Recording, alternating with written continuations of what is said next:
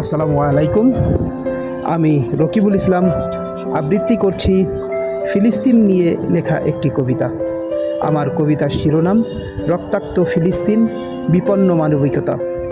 কলমে আমি রকিবুল ইসলাম। শোষণ, নিষ্পেষণ, নিপীড়ন আর ক্ষমতা, দাম্ভিকতার জাতাকলে পিষ্ট, বিপন্ন আজি মানবিকতা। পুণ্যভূমিতে আজি বহিছে বারুদের গন্ধ, অবরুদ্ধ গাজায় শ্বাসও আজি বন্ধ।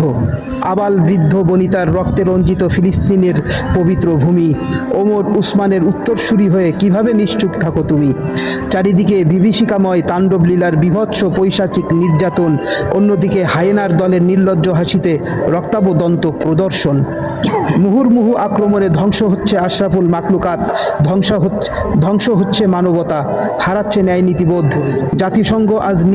জাতিসংঘ আজ নির্বিকার, নখদন্তহীন। তবে কি হয়ে যাবে নিঃশেষ পবিত্র ভূমি ফিলিস্তিন? একদিকে পোড়ামাটির সোদা গন্ধ, অন্যদিকে বাঁচার তাগিদে উন্মুখ প্রতিটি রন্ধ্র। আশ্রিতের শানিত ছুরির আঘাতে বিদীর্ণ আজ আশ্রয়দাতার বক্ষ। যত হবে রক্তাক্ত ফিলিস্তিন, বিপন্ন হবে তত মানবিকতা। ধন্যবাদ।